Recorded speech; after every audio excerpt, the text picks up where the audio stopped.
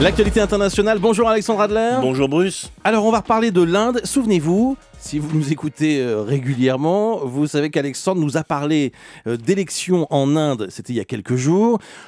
Parce que c'est important évidemment, l'Inde est un pays gigantesque évidemment qui va compter de plus en plus politiquement, mais aussi parce que la saga, la dynastie Gandhi est toujours là et il était question, alors c'est quoi, c'est le petit-fils C'est le petit-fils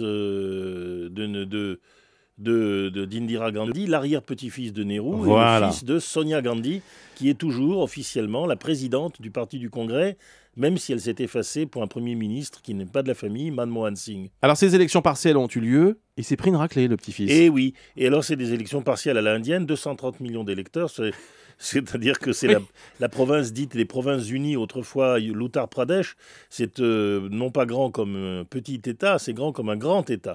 Et en fait, les élections qui ont lieu là étaient un défi que Rahul Gandhi s'est donné à lui-même parce que le parti du Congrès y était dans une position très minoritaire, à peine un quart des voix. Et il voulait remonter, montrer que le parti est sur la pente ascendante et ainsi quasiment remplacer avant terme Manmohan Singh, dont tout le monde sait, c'est un homme très respecté mais très fatigué, qui n'a pas de majorité parlementaire. Eh bien, c'est un échec superlatif, c'est-à-dire que le parti du Congrès a baissé, son grand adversaire, le parti local, qui est un parti de centre-gauche, a gagné avec le fils du gouverneur. Et puis, au-dessus de cela, on s'aperçoit que le parti du Congrès pédale aujourd'hui dans le vide, que Sonia Gandhi, sa mère, lutte contre un cancer très difficile entre les États-Unis et l'Inde. Manmohan Singh ne répond plus.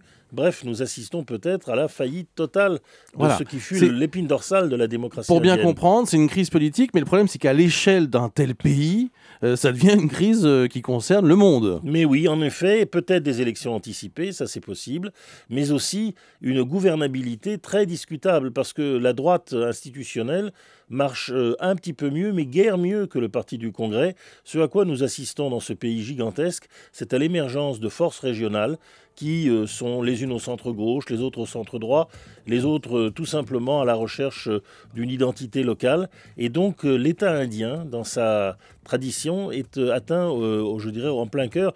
Il s'agit bien plus ici que du sort de Rahul Gandhi. Combien d'habitants en Inde 1,2 milliard, 1,3 milliard, et c'est avec la progression un pays qui passera devant la Chine bientôt. Merci Alexandre Adler. Sur Europe 1, c'était l'actualité internationale. Avec Delta d'Or. Delta d'Or, maîtriser la consommation des énergies dans l'habitat résidentiel et les bâtiments.